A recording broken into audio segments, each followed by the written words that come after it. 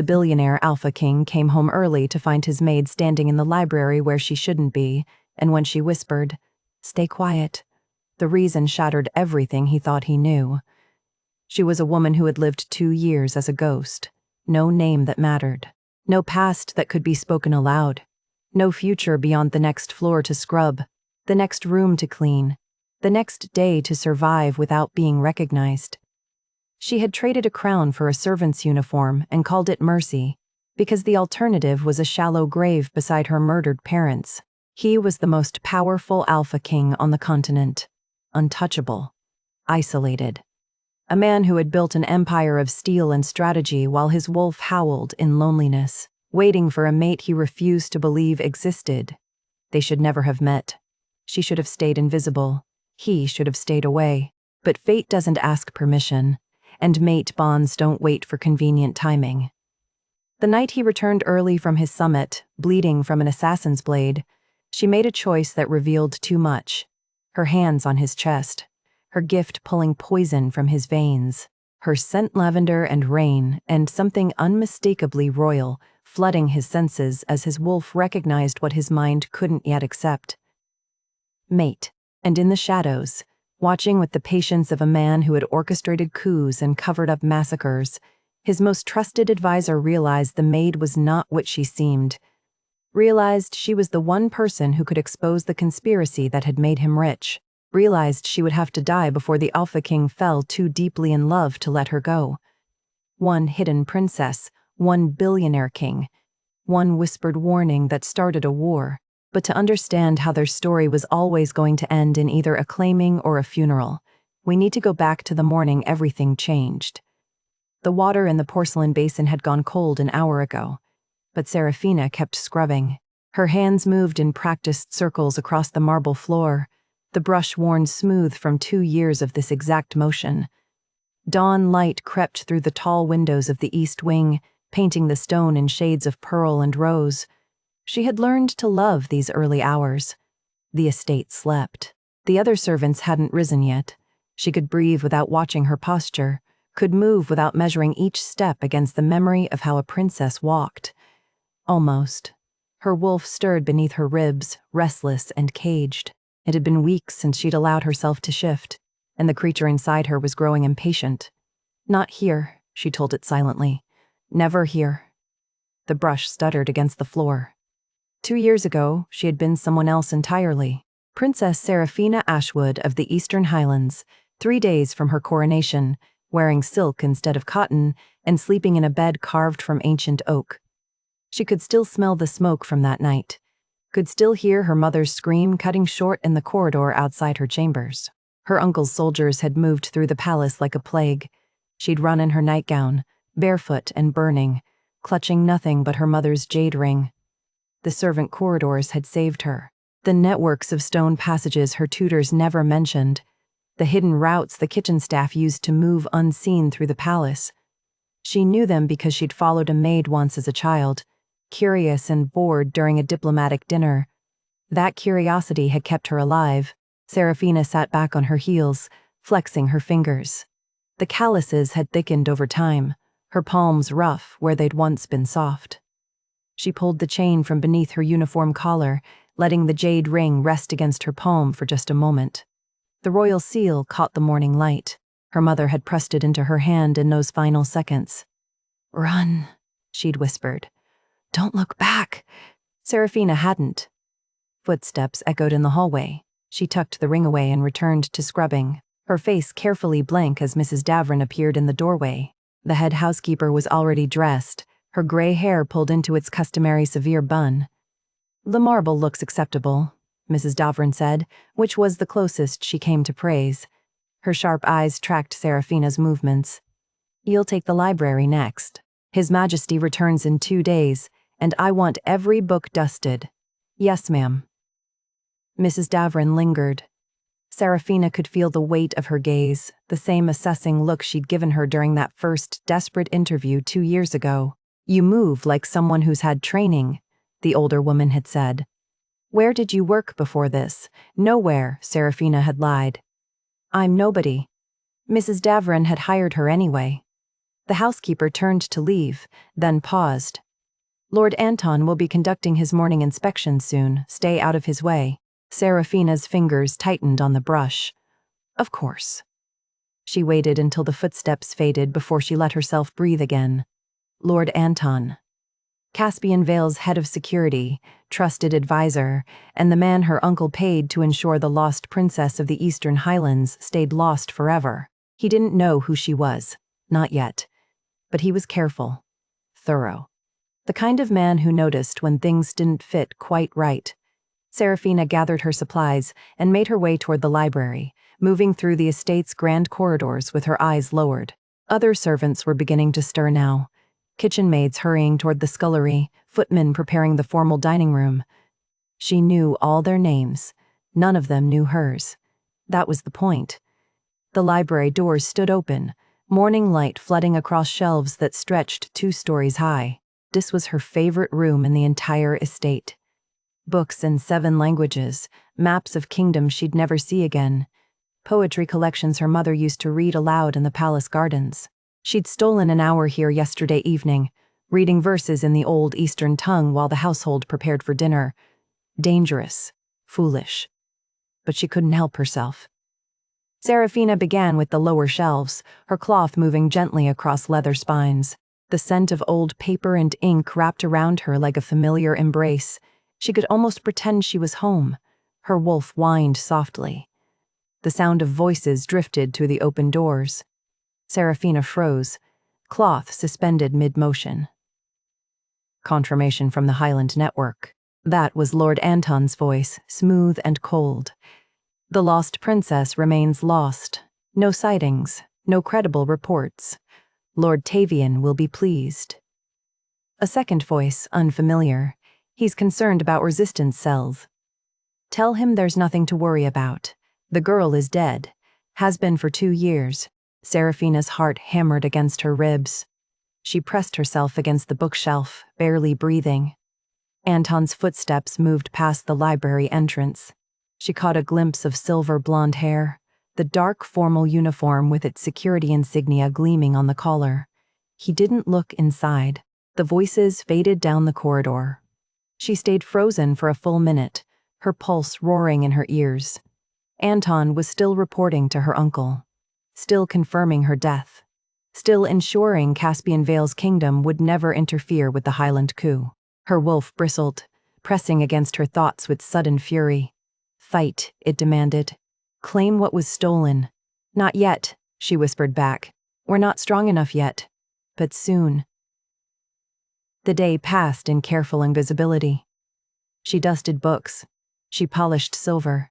She kept her head down and her mouth shut while Lord Anton conducted his inspection, his pale eyes sweeping over her without recognition. By dusk, the estate had settled into its evening rhythm. Serafina finished her final tasks and slipped back into the library, exhaustion pulling at her bones. Tomorrow would begin the preparations for King Caspian's return. The entire household would transform into a polished performance of efficiency and grace. She'd watched him from a distance a dozen times. The billionaire, alpha king of the coastal dominion, young and powerful and completely alone despite the empire he commanded. His wolf was restless, the servants whispered. He refused every political marriage, worked himself to exhaustion, and trusted almost no one. She understood that loneliness more than she wanted to admit. Serafina pulled the jade ring from beneath her collar, holding it up to the fading light. The royal seal glinted. Her mother's voice echoed across 2 years of silence. You are the rightful queen of the Eastern Highlands. Never forget what you are. I will reclaim what was stolen, Serafina whispered to the empty library. A promise. A vow. I swear it. Footsteps sounded in the corridor. Her heart stopped. The king wasn't supposed to return for 2 more days. But someone was walking toward the library with the confident stride of a man who owned everything he touched. And Serafina had exactly 3 seconds to decide whether to run or hide the ring, or pretend she belonged here after hours. The footsteps grew closer. She shoved the ring beneath her collar and turned toward the door, her pulse thundering. Someone was home early. The man who stepped through the library doors looked like he'd been traveling for 3 days without sleep. Serafina's first coherent thought was that the king had come home early. Her second was that she needed to leave before he noticed her. Too late. Caspian Vale stopped mid-stride, his amber eyes locking onto hers with the precision of a predator spotting movement in tall grass. He was tall, broader through the shoulders than she'd realized from a distance, his dark hair disheveled and his formal jacket unbuttoned at the collar. Exhaustion lined his face, but beneath it was something sharp and focused. He was looking at her like she was the only thing in the room. Serafina's fingers tightened on the book she 500 been holding. Eastern Highland poetry, written in the old tongue, the kind of thing no common maid would be able to read. She needed to put it down, needed to curtsy and apologize and disappear into the servant corridors where she belonged. She couldn't move. The scent hit her first. Pine and winter wind, something clean and cold that made her wolf lift its head with sudden, violent interest. The bond pulled tight in her chest, a hook sinking deep beneath her ribs. No, not now. Not him. Caspian drew in a sharp breath, his entire body going rigid. The amber in his eyes flickered toward gold. When he spoke, his voice was rough, confused. "Who are you?" "No one," Serafina managed. The book slipped from her hands. She bent to retrieve it, her braid falling over her shoulder. "I'm sorry, Your Majesty. I didn't expect—" "Don't move." The command wasn't loud, but it froze her in place. Alpha voice, her mind registered distantly, the kind of order that made every wolf in range obey without question. Caspian crossed the space between them in 3 strides, stopping just close enough that she could feel the warmth radiating from him. He was staring at her like she was a puzzle he couldn't solve, his nostrils flaring slightly. "Mate," her wolf whimpered. "Ours.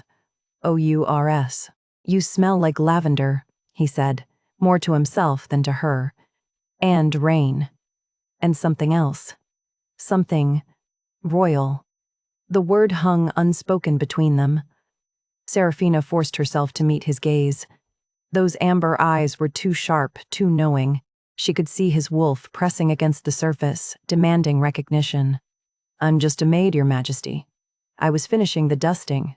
I'll leave you to your solitude." She tried to step around him. He moved with her, not touching but close enough that she could see the faint stubble along his jaw, the way his throat worked when he swallowed. "You're not just anything," he said quietly. "My wolf knows you." The words hit her like a physical blow. She opened her mouth to deny it, to lie, to do anything that would break this impossible moment. Voices echoed down the corridor. Multiple footsteps, rapid and purposeful. Serafina's blood turned to ice. "Stay quiet," she whispered, grabbing Caspian's wrist. "Please." She pulled him toward the heavy curtains that framed the tall windows, the only hiding place in the entire library. Caspian came without resistance, his confusion evident, but his body moving on instinct. They pressed themselves behind the thick velvet just as the library doors opened. Lord Anton's voice cut through the silence like a blade. "Confirmation from the Highland Network," he was saying. Serafina could see his shadow through the gap in the curtains, tall and precise. "The lost princess remains lost. No sightings, no credible reports." A second voice responded, male and unfamiliar. "Lord Tavian will be pleased. He's concerned about resistance cells. Tell him there's nothing to worry about." Anton's tone was smooth, almost bored. "The girl is dead, has been for 2 years. Even if she survived the coup, she'd never dare show her face." Beside her, Caspian had gone completely still. His arm was pressed against hers in the tight space, his breathing carefully controlled. She could feel the tension radiating off him in waves. Anton moved deeper into the library, his footsteps measured and unhurried. Serafina held her breath, pressing herself further into the shadows. The velvet curtain smelled like dust and old smoke. "The king's early return is unfortunate," Anton continued. "I had hoped to delay him another week. The border intelligence you provided was fiction, yes, but necessary. If Caspian starts looking too closely at Highland politics, he might discover that the coup wasn't quite as spontaneous as the official reports suggest." Silence stretched for a long moment. Serafina could hear her own pulse thundering in her ears. What if the princess does surface? The second voice asked. Then we eliminate the loose end. Anton's shadow paused near the curtains. So close. Too close. Tavian pays well for security. I won't let one dead girl's ghost ruin a profitable arrangement. The shadow moved away. Footsteps retreated toward the door. Keep me informed, Anton said, and make sure the Highland network understands if they find even a whisper of her existence.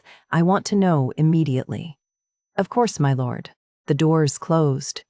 The library fell silent again. Serafina didn't dare move. Every muscle in her body was locked, her mind racing through the implications. Anton was working for her uncle. Anton had been sabotaging Caspian's intelligence.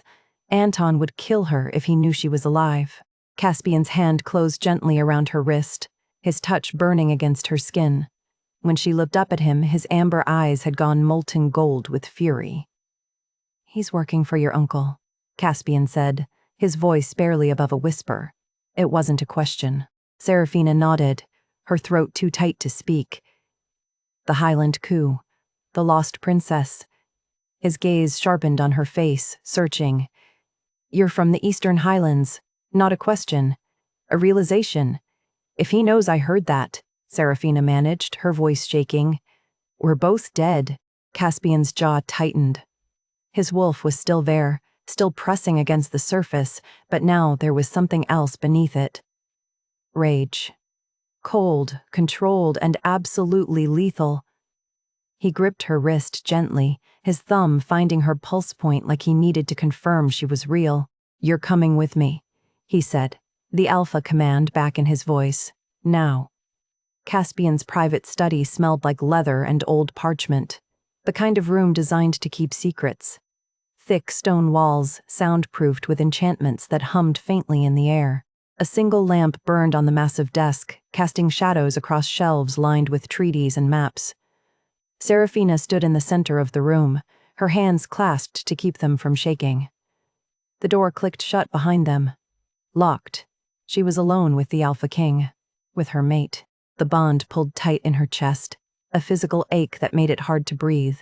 She could feel his wolf even from across the room, circling beneath his skin, demanding and possessive. Caspian paced to the window, his shoulders rigid with tension. When he turned to face her, his amber eyes had faded back to their normal color, but the gold still flickered at the edges. Tell me the truth, he said. All of it. Serafina's mind raced. He knew she was from the Highlands, knew Anton was compromised, knew his wolf recognized her as mate, but he didn't know who she really was, and if she told him, everything would change. War. Political upheaval. The exposure that would bring her uncle's assassins down on both their heads. She couldn't give him the full truth. But she couldn't lie anymore either. I'm from the Eastern Highlands, she began, her voice steadier than she felt. I worked in the palace, as a lady's maid to the royal family. Caspian's gaze sharpened. Worked. Past tense. The coup happened 2 years ago. Lord Tavian murdered the king and queen, claimed the throne. She forced herself to meet his eyes. I barely escaped. I've been hiding ever since. Here. His voice was flat. You've been hiding in my household. I needed to disappear to no one looks at servants. He crossed the space between them in 3 strides, stopping close enough that she could see the exhaustion lining his face, the betrayal carved into every angle. Anton has been feeding me lies about the Highlands for how long? I don't know. But he's working for my uncle, taking bribes to ensure the coastal dominion never interferes with Tavian's regime. Caspian's jaw tightened. How many people died in that coup? Hundreds. The word came out broken. She could still smell the smoke, still hear the screams echoing through the palace corridors. He turned away, dragging a hand through his hair. His wolf was pushing at him. She could see it in the tension coiling through his shoulders, the way his breathing had gone shallow and controlled. If Anton is feeding me false intelligence, I need someone who knows the truth about the Highlands, he said finally. Someone who can help me understand what's really happening there. I can do that. In exchange, I'll protect you. Move you to the secure wing where Anton's surveillance doesn't reach. Give you a cover story that explains why you're suddenly in my inner circle. A transaction. Clean. Practical. Exactly what she needed. So why did it feel like a trap closing around her? Agreed, Serafina said. Caspian turned back to her, and the look in his eyes made her wolf whine with need. He took a step closer, then another. The scent of pine and winter wind wrapped around her, drowning out everything else.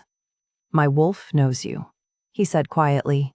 It recognized you the moment I walked into that library. Why? Mate, her wolf insisted. Tell him, claim him. I don't know, she whispered. You're lying. But there was no accusation in his voice, only confusion. He reached out, his hand hovering near her face without quite touching. You smell like royalty, like power and old bloodlines, but you move like a servant. Speak like someone trained in court etiquette who's trying very hard to forget it. Her pulse hammered against her throat. He was too close, too focused, too dangerous. Who are you? He asked, his voice dropping to something raw and uncertain. Serafina looked up at him and saw loneliness staring back. The same isolation she'd carried for 2 years, the same exhaustion of performing a role that didn't fit. He was a king who trusted no one. She was a princess who couldn't afford to be seen. They were both hiding. I'm no one, she said. The old lie. The safe answer. His hand dropped. I don't even know your name. The truth sat on her tongue, dangerous and inevitable. She could give him a false name, create another layer of protection between who she was and who she pretended to be. But looking into his amber eyes, she couldn't do it. Serafina, she said. Her real name. The one her mother had whispered over her cradle. The one that had been declared dead in royal proclamations across the highlands. Something flickered in Caspian's expression. Recognition, maybe. Or the ghost of a memory he couldn't quite place. Serafina, he repeated, testing the weight of it. His wolf growled low with approval. The bond flared between them, hot and insistent.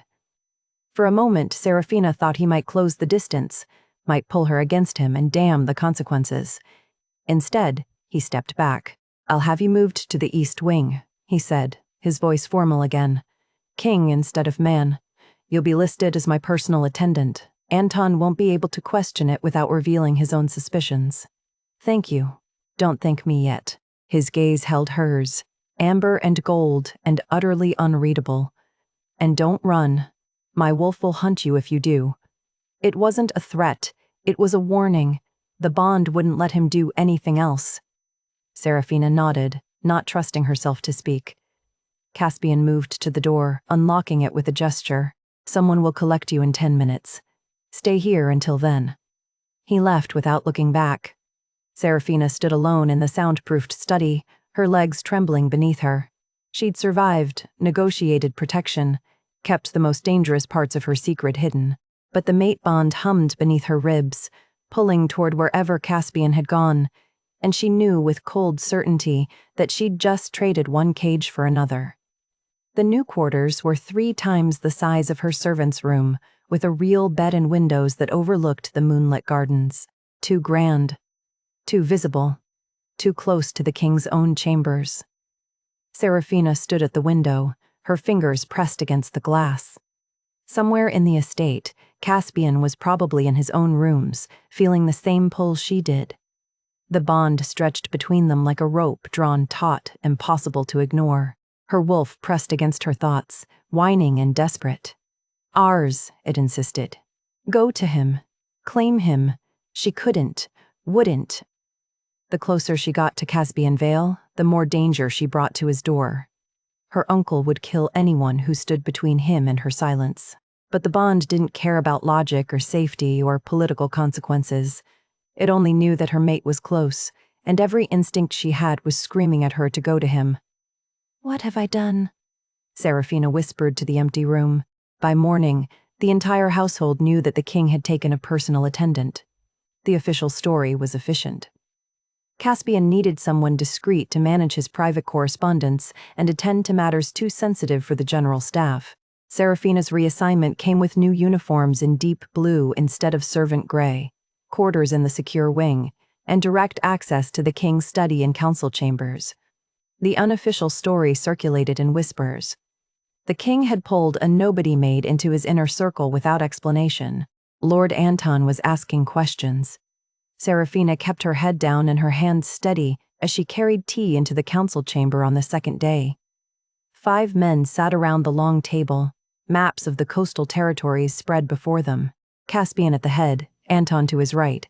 3 regional advisors she recognized by face but not by name. The Eastern Highlands remain stable under Lord Tavian's governance, Anton was saying, his tone smooth and assured. Trade routes are secure. Border conflicts minimal. Serafina set the tea service down without a sound. The scent of bergamot filled the air. Caspian's gaze flicked to her for half a second before returning to Anton. Stable, he repeated. You're certain of this? Completely, Your Majesty. My intelligence network has confirmed it repeatedly. A lie. Serafina had told Caspian the truth 3 nights ago in his study. The Highlands were bleeding. Her uncle ruled through fear and public executions. Resistance cells were forming in the northern provinces, desperate and poorly armed. She poured tea into Caspian's cup, her movements practiced and forgettable. And the reports of unrest in the mining districts? Caspian asked. Anton waved a dismissive hand. Exaggerated rumors, local disputes over wages, nothing that threatens regional stability. Another lie. The miners were starving because Tavian had diverted their food supplies to his personal guard. Serafina moved to pour Anton's tea. Her hand trembled slightly as she lifted the pot. His pale blue eyes tracked the movement, calculating and cold. Your new attendant seems nervous, Anton said, not quite a question. She's still adjusting to the position, Caspian replied without looking up from the maps. Serafina finished pouring and stepped back against the wall, hands clasped, eyes lowered. Invisible again, or trying to be. She could feel Anton watching her. The meeting continued for another hour. Caspian questioned every piece of intelligence about the Highlands, pushing for sources and verification. Anton deflected with practiced ease, his answers polished and reasonable. When the council finally dismissed, Serafina gathered the tea service and flipped toward the door. A moment, please. Anton's voice stopped her mid-step. She turned. The other advisors had already left.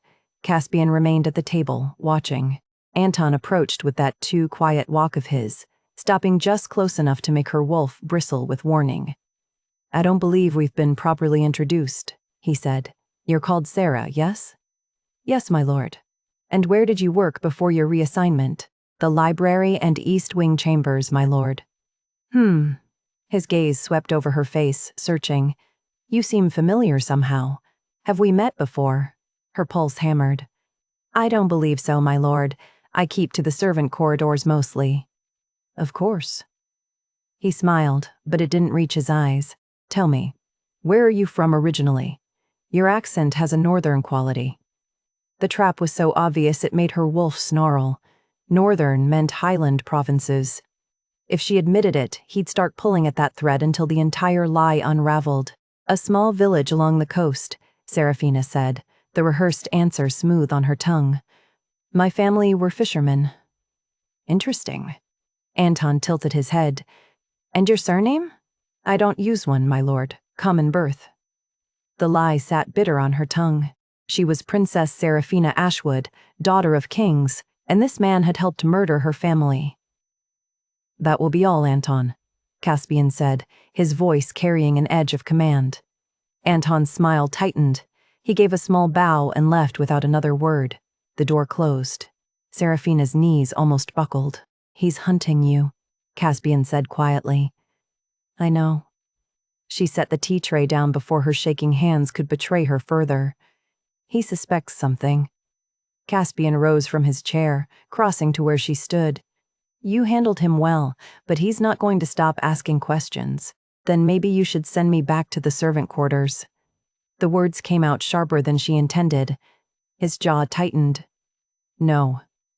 That single word carried the weight of alpha command, and her wolf responded with a surge of heat that had nothing to do with fear. The days blurred together in a dangerous rhythm.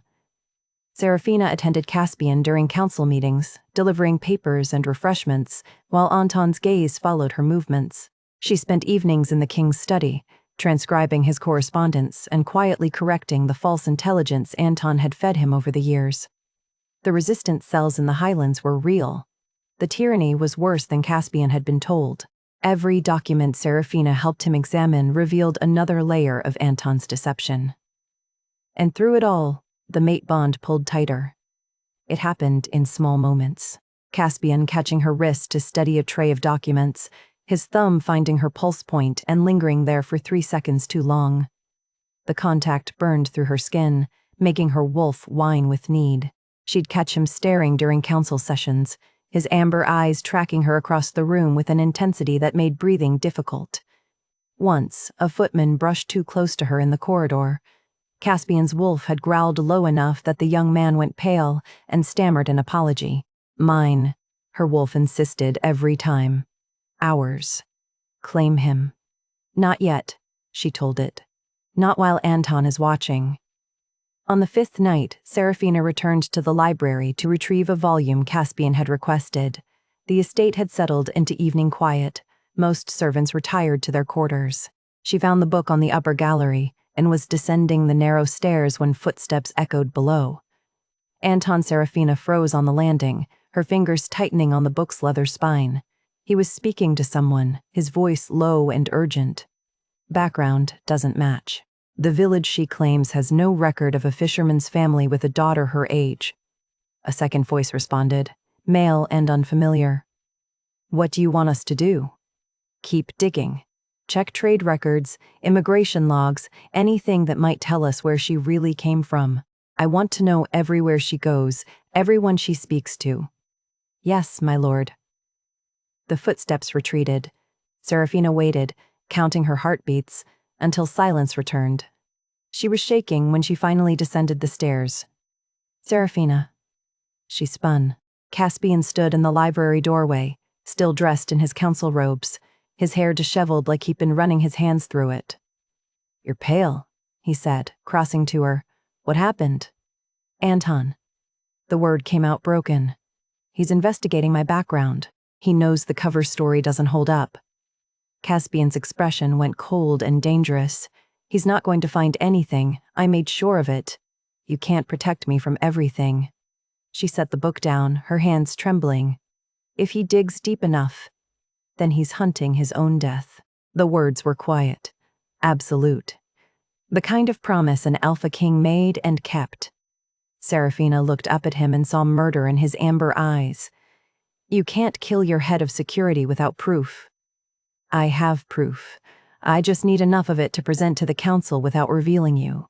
His hand rose, hovering near her face without quite touching. "He's not going to hurt you. I won't allow it."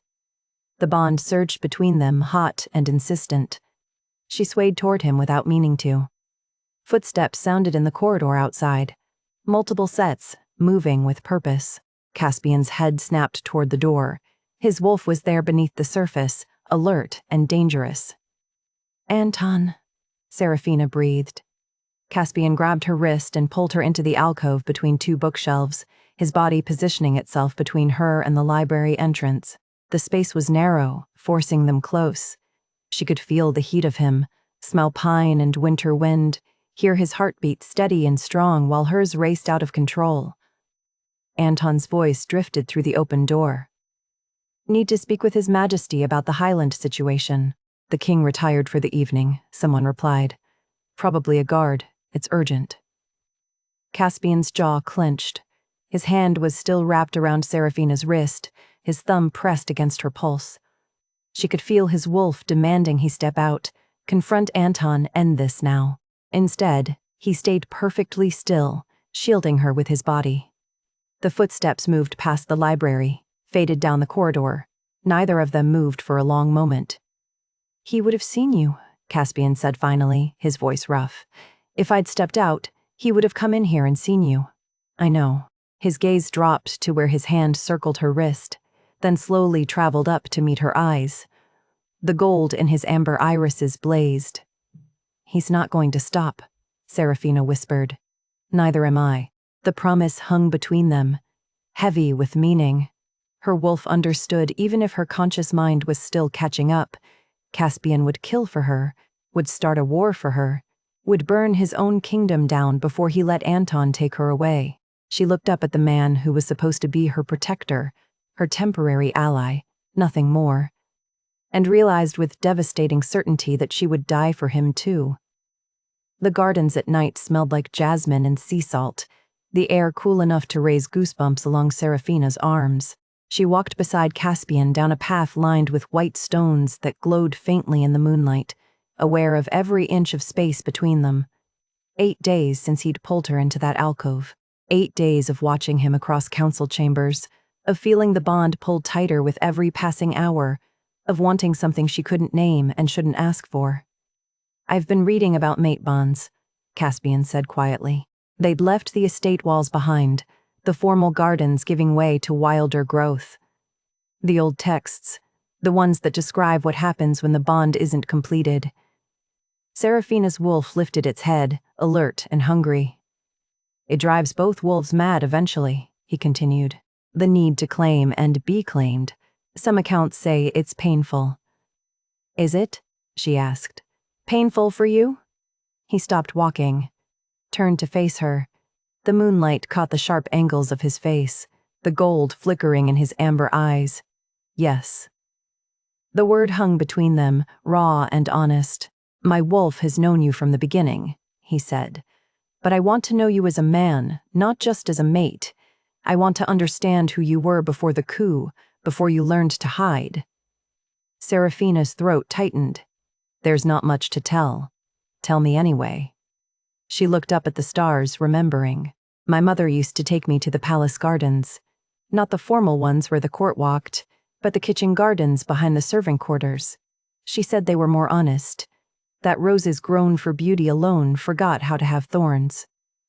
The lie sat easier this time. Not a servant's daughter visiting the palace, but close enough to the truth that it didn't taste like poison.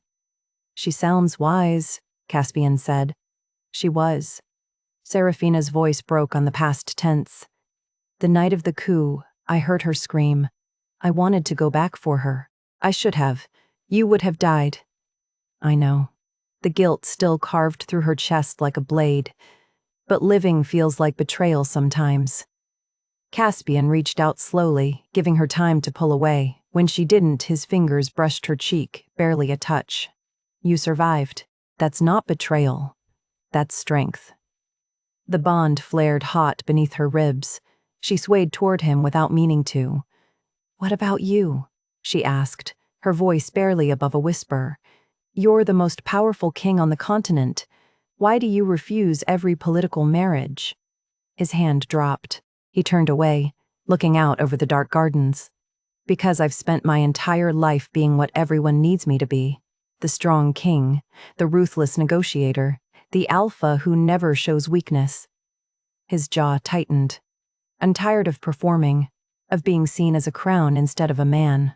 Serafina understood that exhaustion in her bones, the weight of a role that didn't fit, the loneliness of never being known. "I see you," she said. He looked back at her, and something in his expression cracked open. Raw, vulnerable. Everything a king wasn't supposed to show. "Do you?" he asked. "Because I don't think you do. Not fully." He stepped closer.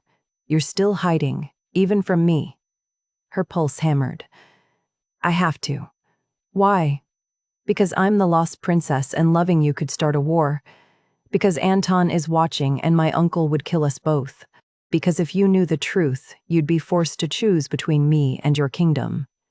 Because the bond terrifies me," she said instead. "A truth, even if not the whole truth.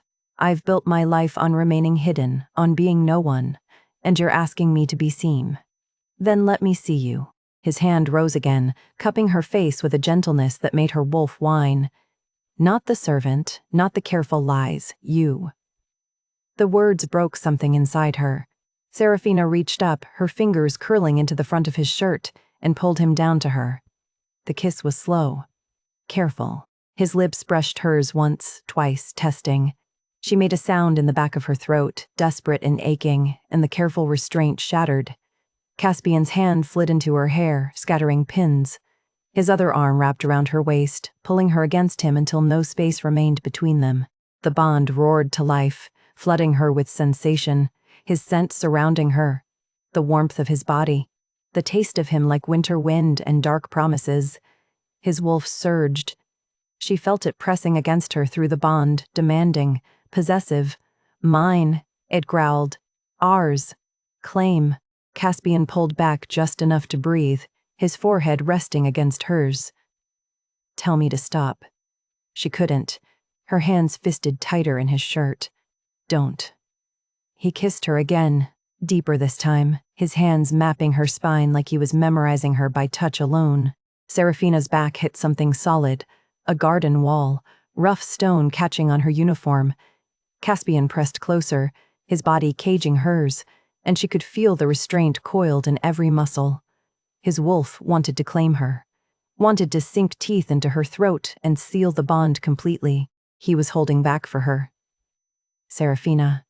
Her name on his lips sounded like a prayer, like a promise. His mouth trailed along her jaw, down to her throat, and her wolf howled with need. Yes, it insisted, claim us now. Please. His teeth grazed the place where her neck met her shoulder, the claiming bite. Right there. 1 moment away from completion. She arched into him, offering. Footsteps crunched on gravel, distant but approaching. Caspian jerked back, his breathing ragged. Gold bled into his eyes completely, his wolf fighting for control. Your Majesty? Anton's voice cut through the night. Are you in the gardens? Serafina's blood turned to ice. Caspian's jaw clenched. His hands were still on her waist, trembling with the effort of not claiming her. Go, he whispered. Now. She ran. Her legs felt unsteady as she fled down the garden path, taking a different route back toward the estate. Behind her, she heard Caspian intercepting Anton, his voice formal and controlled again. The king, instead of the man who'd just kissed her like he was drowning and she was air. Serafina made it to her quarters and locked the door. Pressed her back against it. Slid down to sit on the floor with her knees drawn up and her fingers pressed to her mouth where she could still feel him. Her wolf was going wild, clawing at her thoughts. Mate. Go back. Finish it. She couldn't. Anton was out there, watching, waiting for her to make a mistake that would give him the excuse to destroy her. Somewhere in the estate, Caspian was probably answering Anton's questions about why he was alone in the gardens at night. Probably lying with the same practiced ease she used, probably hating it just as much. Serafina touched her lips, remembering the way he'd looked at her in the moonlight, the way he'd asked her to let him see her. She couldn't keep lying to the man she loved. The council chamber felt like a tomb. Serafina stood against the far wall, hands clasped behind her back, while Anton laid out his evidence with the precision of a man who'd been planning this moment for days. Trade records from the coastal villages, he said, spreading documents across the table. The fishing family she claims doesn't exist.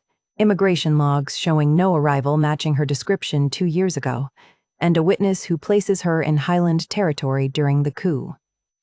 Caspian sat at the head of the table, his expression carved from ice. 5 council members watched with varying degrees of concern and suspicion. The witness, Caspian asked, his voice flat. A merchant who fled the Highlands after the regime change. He recognized her from the palace, claims she worked there as a lady's maid to the royal family. Anton's pale eyes flicked to Serafina. He also claims she was seen with known resistance operatives before the coup, passing information, planning sabotage. A lie. All of it carefully constructed lies. But there was just enough truth woven through the palace. The lady's maid claimed she'd made herself that it would be impossible to untangle without revealing everything. This is absurd, Caspian said. But his wolf was howling beneath the surface. Serafina could feel it through the bond. Confused, betrayed, desperate. Is it? Anton leaned forward. Your Majesty, you pulled a complete unknown into your inner circle based on nothing but instinct. She has access to sensitive documents, she's present at council meetings, and we know nothing about her except what she's chosen to tell us. One of the counselors cleared his throat. Lord Anton raises valid concerns. If there's even a possibility she's a Highland operative? She's not, Caspian said, his alpha voice bleeding through. Anton's expression remained calm. Then allow us to question her properly. If she's innocent, she has nothing to fear. The trap closed with the soft click of political necessity. Caspian could refuse, but only by revealing that his wolf recognized her as mate, a vulnerability Anton would exploit without mercy. Fine, Caspian said, the word clearly costing him, but she remains in the secure wing, under guard for her own protection. Of course, Your Majesty. Protection. The word tasted like ash. Serafina's new quarters had guards posted outside her door. For her safety, Caspian had insisted when he'd escorted her there himself, his jaw tight with barely controlled rage. She could feel the bond straining between them, his wolf clawing to break free and tear apart anyone who threatened her. But he couldn't. Not without proof that Anton was lying. Not without starting a war within his own council. So he'd left her there with 2 guards and a lock on the outside of her door. The room was comfortable. Well appointed. A gilded cage. Serafina paced until her legs ached, then sat at the window watching the sun set over the coastal waters. Her wolf pressed against her thoughts, whining and desperate. Mate, it insisted. Go to him, he'll protect us. He can't, she told it. Not this time. Footsteps in the corridor. The lock turning. Serafina stood, her pulse jumping. Caspian stepped through the door and closed it behind him. He looked wrecked, hair disheveled, shirt half unbuttoned, his amber eyes blazing with gold. The guards murmured something outside, but he must have dismissed them because their footsteps retreated. They were alone. Tell me the truth, he said, his voice raw. All of it. No more half answers. No more deflection. Serafina's throat closed. Caspian, don't. He crossed the space between them, his hands coming up to cup her face with a gentleness that made her chest ache. I can't protect you if I don't know what I'm protecting you from. Anton's evidence is circumstantial, but it's enough to demand an investigation. And if Highland authorities get involved, they'll execute me. The words came out flat. True. His fingers tightened on her jaw. Then tell me why. Tell me who you really are. She looked up at him and saw everything she wanted and couldn't have. A man who would burn his kingdom down to keep her safe. A mate who would stand between her and death without hesitation. And that was exactly why she couldn't tell him. If he knew she was the lost princess, he'd be honor-bound to act. To confront her uncle. To start a war that would cost thousands of lives and destroy the fragile peace he'd worked years to build. She couldn't do that to him. Couldn't make him choose between his mate and his kingdom. I told you the truth, Serafina said, each word cutting like broken glass. I'm a lady's maid who escaped the coup, that's all. You're lying. His wolf was there in his voice, angry and aching. I can feel it through the bond. You're lying to me. I'm not. Stop. The word cracked through the room. He pulled back, his hands dropping. Do you think I can't tell? That I don't know what it feels like when you're hiding something? The bond twisted in her chest, painful and wrong. Anton claims you're a spy, Caspian said, his voice dropping to something dangerous, that you were sent here to seduce me.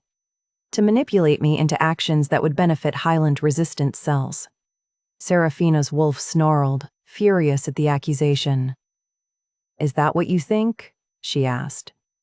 That everything between us was manipulation? I don't know what to think anymore. He dragged a hand through his hair. My wolf knows you're my mate, but my mate won't trust me with the truth. So tell me, Serafina, what am I supposed to believe? She could end this, could tell him everything. The coup, her parents' murder, the jade ring hidden beneath her collar, the princess everyone thought was dead. But then he'd have to act, would have to choose. And she couldn't bear to watch him sacrifice his kingdom for her. Anton's right, she whispered. The lie burned like poison. I was sent here to get close to you, to seduce you into supporting Highland resistance against my uncle's regime." The Bond screamed in agony. Her wolf howled. Caspian went absolutely still, his face drained of color. "You're lying," he said again, but this time his voice was hollow, uncertain. "I'm not." She forced herself to hold his gaze. "I'm exactly what he says I am. A spy, nothing more." For a long moment, he just stared at her. She watched something break behind his eyes, watched his wolf retreat, wounded and betrayed. Then he turned and walked out. The door locked behind him. Serafina stood alone in the gilded cage, her legs finally giving out. She slid down the wall to sit on the floor, her arms wrapped around her knees. Her wolf was silent for the first time since the bond had formed. Shocked into stillness by what she'd done. She'd just destroyed the one good thing in her life to save his kingdom. The night passed in slow agony. Morning came gray and cold. The lock turned. Serafina looked up, expecting guards. Anton stepped through the door instead. He was smiling. "Good morning," he said pleasantly. "I have news. The king has agreed to turn you over to Highland authorities for formal questioning. There's a ship leaving at dawn. You'll be on it." Serafina's blood turned to ice. Highland authorities meant her uncle, meant execution within hours of her arrival. Caspian agreed to this? "His Majesty," Anton corrected, "sees the wisdom in cooperation with our Highland allies, especially given your confession last night." His smile widened. "The guards heard everything, of course. You admitted to being a spy. What choice did he have?" The trap had closed completely. "You'll be pleased to know Lord Tavian is quite eager to question you personally," Anton continued. "Something about loose ends from the coup? I'm sure you'll have a lovely reunion." He knew, had always known. "You can't do this," Serafina said, her voice steady despite the terror clawing through her chest. "I already have." Anton moved toward the door. "The ship leaves in 6 hours. I suggest you make peace with whatever gods you pray to." The door closed, locked. Serafina stood alone in the morning light, her mother's jade ring still hidden beneath her collar. The only proof of who she really was, the only piece of her family that had survived the coup. She pulled the chain over her head, holding the ring in her palm. The royal seal caught the light, jade and gold and everything she'd lost. If she was going to die, at least she'd die as herself, Princess Serafina Ashwood, daughter of murdered kings, and the mate of a man she'd broken to save. Caspian hadn't slept, couldn't sleep. His wolf was tearing him apart from the inside, howling that the mate bond was real, that she wasn't a spy, that everything she'd said was a lie to protect herself, or to protect him. He sat in his study as dawn broke, surrounded by Anton's evidence. The trade records, the witness statement, the immigration logs. He'd read them a dozen times, accepted them as truth because accepting them meant he could hate her instead of loving her. But his wolf wouldn't let him hate her, so he read them again. And this time, he saw the inconsistencies.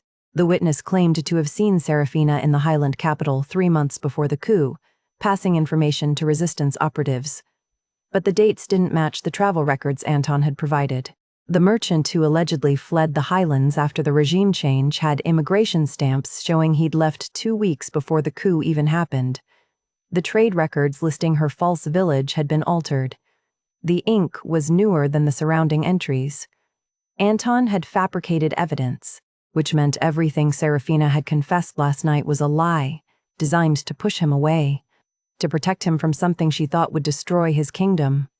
Caspian's hands shook as he gathered the documents.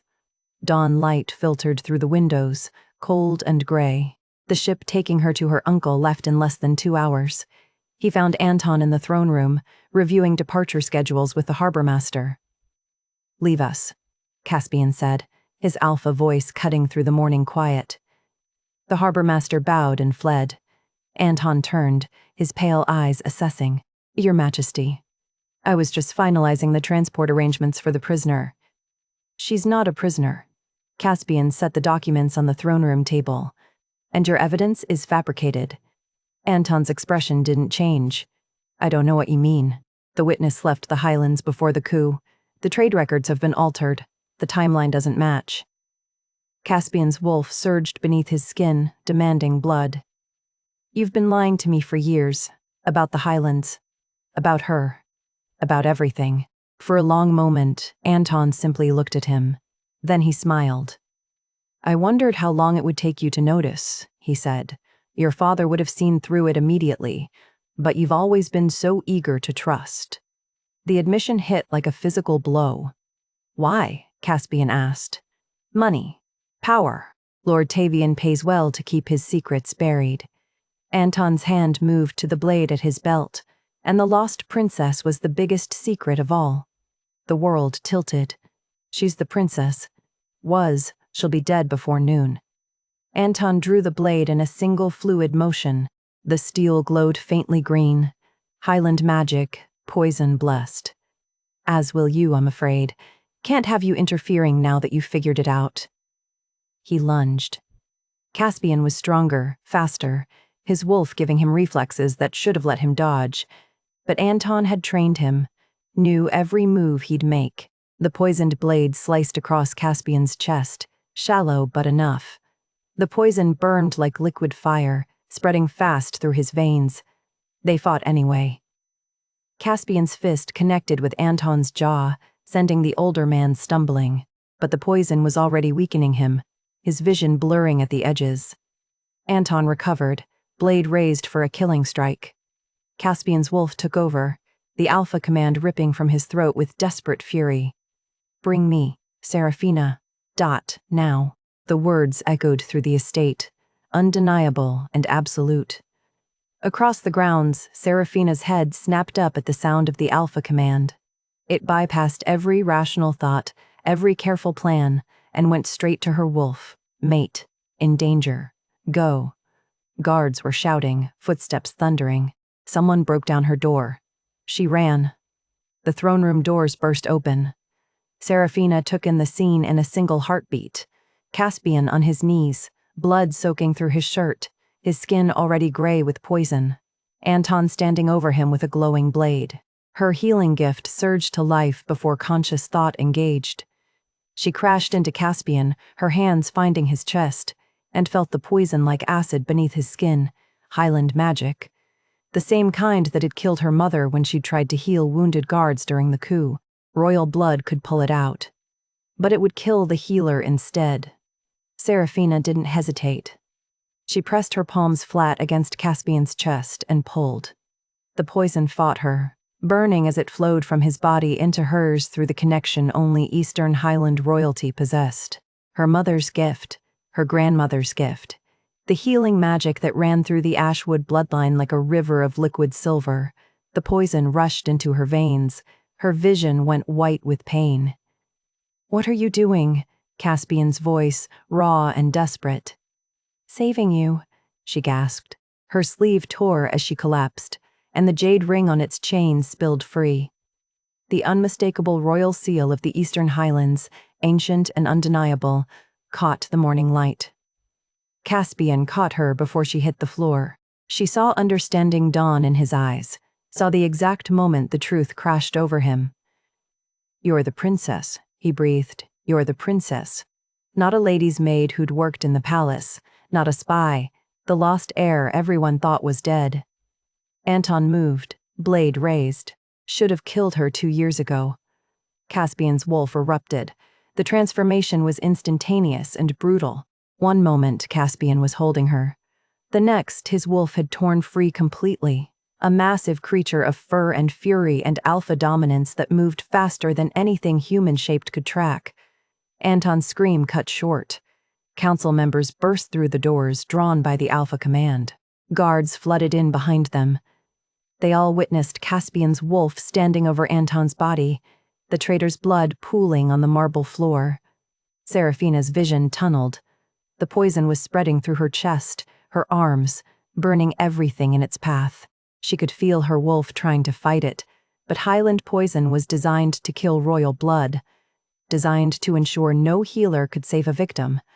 Caspian shifted back to human form and dropped to his knees beside her, pulling her into his arms. His hands shook as they framed her face. "I'm sorry I lied," Serafina whispered, her voice barely audible. The poison was in her throat now, her lungs. "I love you." Caspian lifted her like she weighed nothing, cradling her against his chest as he strode from the throne room. Council members shouted questions, political concerns, demands for explanation. He ignored all of them. "Your Majesty, the Highland treaties. This could start a war. We need to discuss." His alpha voice cut through the chaos like a blade. "Leave, now." They scattered. Serafina's head lolled against his shoulder. The poison was spreading faster now, burning through her veins like liquid fire. She could feel her wolf retreating, trying to protect itself from the Highland magic designed to kill royal blood. Caspian kicked open the door to his private chambers and locked it behind them. The scent of pine and winter wind surrounded her, familiar and safe.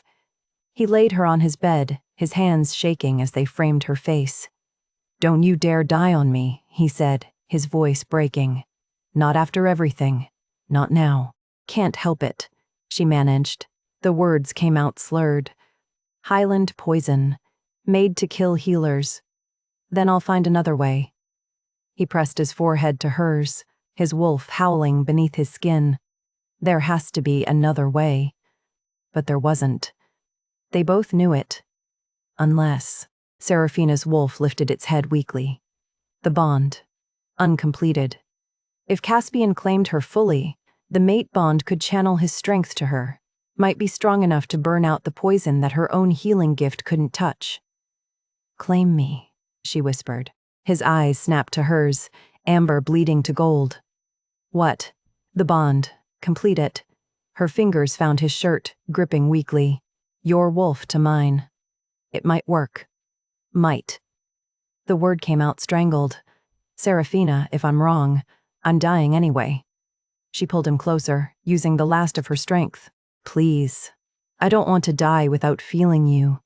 Without being yours." Something broke in his expression. He kissed her like she was oxygen and he'd been drowning, his hands cradling her face with devastating gentleness despite the desperation in every line of his body. The poison screamed through her veins. She kissed him back, pouring everything she'd been too afraid to say into the contact. 2 years of watching him from the shadows. Weeks of falling in love with a man she thought she could never have. Days of lying to protect him. "I need your consent." Caspian sat against her lips, his voice raw. "Tell me yes. Tell me you want this." "Yes. No hesitation, no doubt. I'm yours. I've always been yours." His wolf surged forward. She felt it in the way his body went rigid, the way gold completely consumed the amber in his eyes. He kissed her throat, found the place where her pulse beat weak and thready. "This is going to hurt," he warned. "I know." His teeth sank into her neck. The bond snapped into place like lightning striking the same spot twice. Power flooded between them, his strength channeling through the mate mark directly into her failing body, her wolf reaching for his with desperate, dying need. The poison fought back. Serafina's body convulsed, every muscle locking as two forces warred inside her Highland magic, designed to kill and mate, bond magic designed to heal and protect. Caspian held her through it, his arms iron bands keeping her from thrashing herself apart. His wolf poured strength into her relentlessly, refusing to let the poison win. Serafina screamed. The poison burned hotter, brighter, and then gone. It flooded out of her system in a rush of searing heat, expelled by the mate bond's protective magic. She gasped, her body going limp in Caspian's arms. The claiming mark on her throat blazed silver, hot enough to see through closed eyelids. She was alive, whole, his. Caspian pulled back, his breathing ragged. Blood stained his lips hers, from the claiming bite. The mark on her neck burned with completed magic, silver threads spreading from the bite in intricate patterns that marked her as claimed, mated, bound. "You're alive," he breathed. "You're..." She pulled him down and kissed him, tasting copper and magic and the future they'd just claimed together. He made a sound low in his throat, his arms wrapping around her, pulling her against him like he'd never let go. When they finally broke apart, she was crying. "I'm sorry I lied, about everything. Tell me now." His thumb brushed away her tears. "Tell me everything. The coup that came 3 days before her coronation, her parents' murder, the flight through servant corridors while her kingdom burned. 2 years of hiding, of pretending to be no one, of watching her uncle rule the throne that should have been hers." "I couldn't tell you," she said, her voice breaking. "If you knew, you'd be forced to act, to go to war for me. I couldn't let you sacrifice your kingdom." "My kingdom?"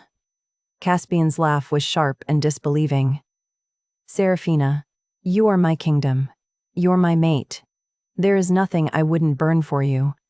"I know." She pressed her hand to his chest, feeling his heartbeat strong and steady. "I know that now." He kissed her forehead, her cheeks, her lips. Gentle touches, reverent and aching. "You survived. That's all that matters. I survived because of you." The claiming mark pulsed with warmth, the bond settled and complete between them. "You saved me. We saved each other." Footsteps echoed in the corridor outside, voices raised in argument. The council, regrouping. They'd have questions, demands, political complications that couldn't be ignored. Serafina's wolf pressed close to the surface, calm for the first time in years. Safe. Protected. Claimed. "They're going to want answers," she said. Caspian helped her sit up, his hand never leaving hers. "Then we'll give them answers. Together." She looked at him, really looked at him for the first time, without secrets between them.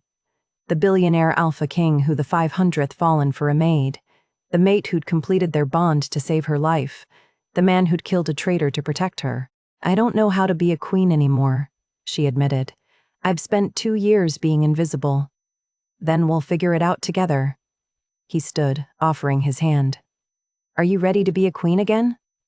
Serafina took his hand and let him pull her to her feet. For the first time in 2 years, she straightened her spine, lifted her chin, and allowed herself to stand the way her mother had taught her with the bearing of someone born to rule. "With you beside me?" She met his eyes, mate to mate, equal to equal. "Yes." They walked to the door hand in hand, and opened it together. The throne room fell silent when Caspian spoke. "Princess Serafina Ashwood of the Eastern Highlands," he said, his voice carrying to every corner of the hall. "The rightful heir to the Highland throne, my bonded mate." Serafina stood beside him, the claiming mark visible on her throat, her mother's jade ring no longer hidden but worn openly on her finger. The council stared, some in shock, others calculating political ramifications. "This is impossible," one advisor said. "The princess died in the coup 2 years ago." "She survived." Caspian's hand found hers, their fingers intertwining. "And she's been here, in my household, while Lord Anton conspired with the usurper who murdered her family." He presented the evidence. Anton's correspondence with Lord Tavian, the bribes, the sabotaged intelligence, years of deception laid bare. The council erupted into arguments, treaties, political alliances. The Highland regime's legitimacy, voices talking over each other, debating her claim, her identity, the implications.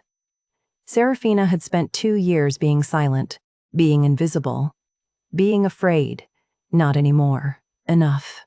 Her voice cut through the chaos, sharp and royal. Every head turned toward her.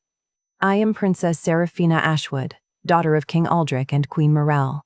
The first watched my uncle murder them. I fled through servant corridors while my kingdom burned.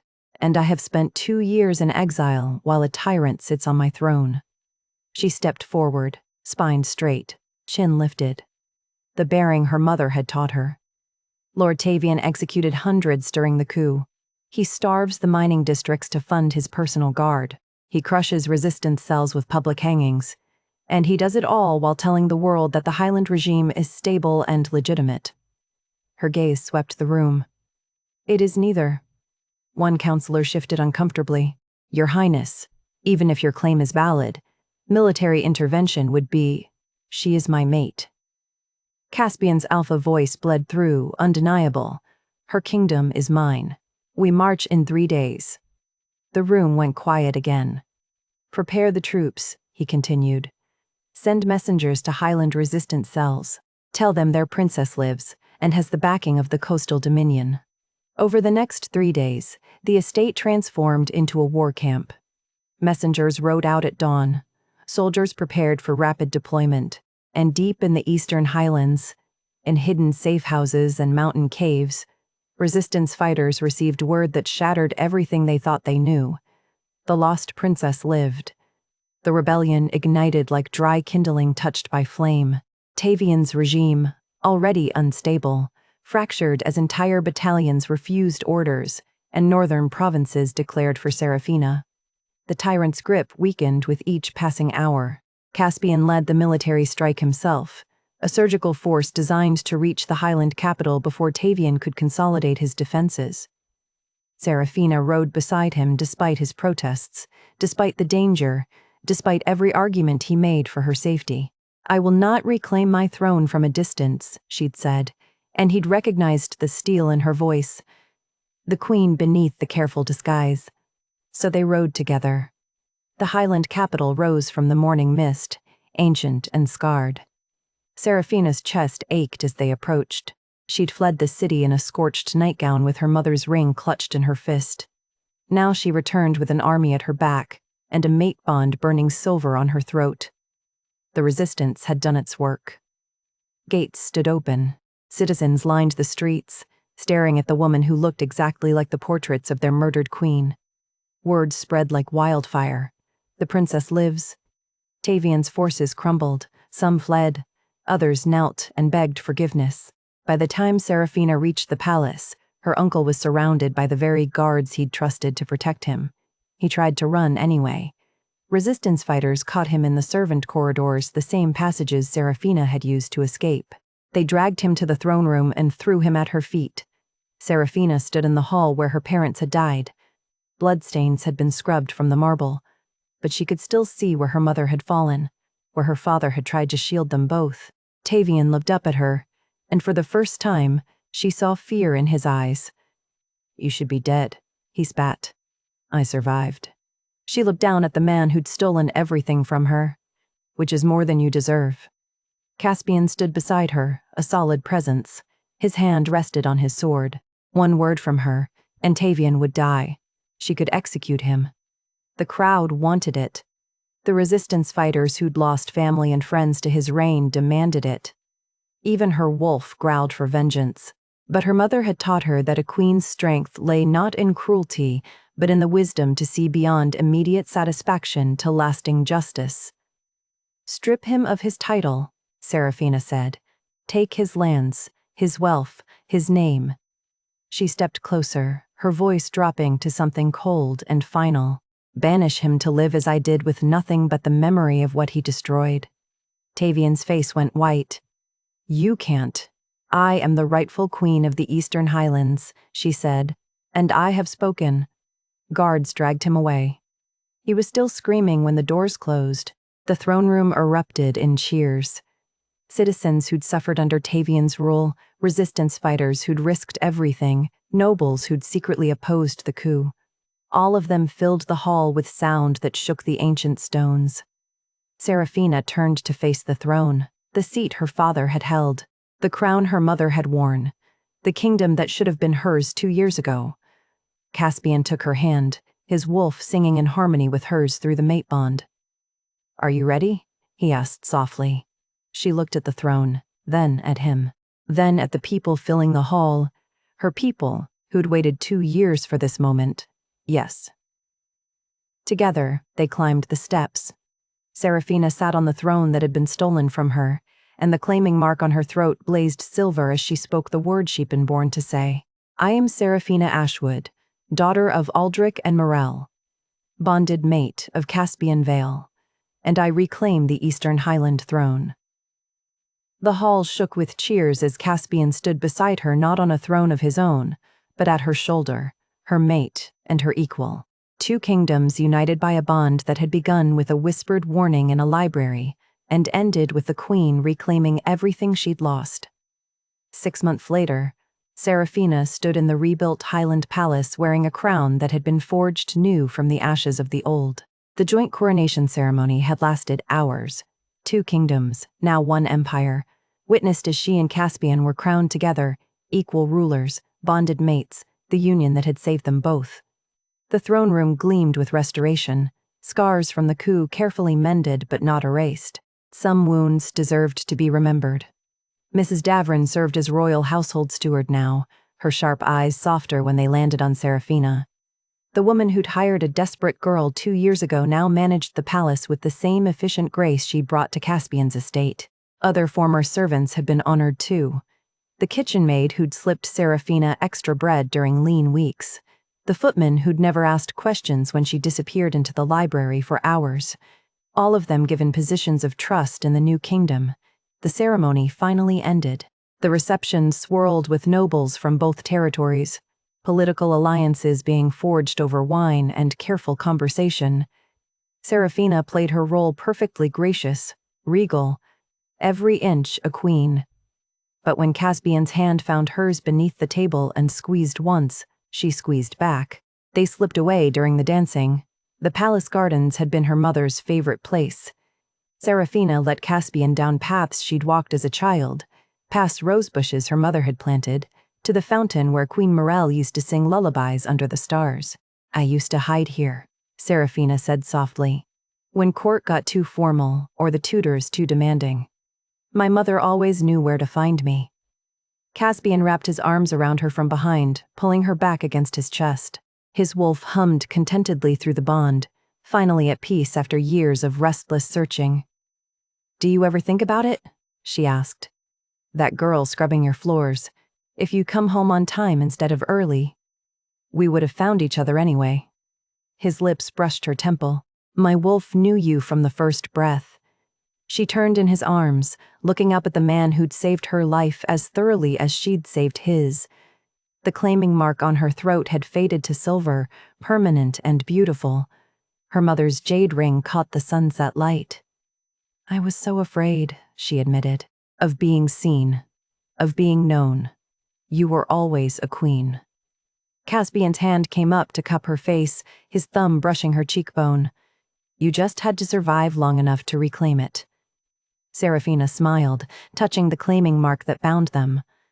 "We reclaimed it together." He kissed her as the sun set over 2 kingdoms finally at peace, painting the sky in shades of rose and gold. In the distance, she could hear music from the reception, laughter and celebration echoing through the palace halls. But here, in the garden where her mother once sang, Seraphina stood in her mate's arms and felt something she hadn't known in 2 years. Home. Their wolves sang in harmony, and the sound was sweeter than any crown. Thank you so much for listening to Seraphina and Caspian's story. If you enjoyed their journey from hidden maid to reclaimed queen, the 500th, love to hear your thoughts in the comments below. And don't forget to follow for more stories of fated mates, forbidden love, and the courage it takes to claim the life you were always meant to live. Because sometimes the person who sees you when you're invisible is the one who helps you remember you were never meant to hide at all.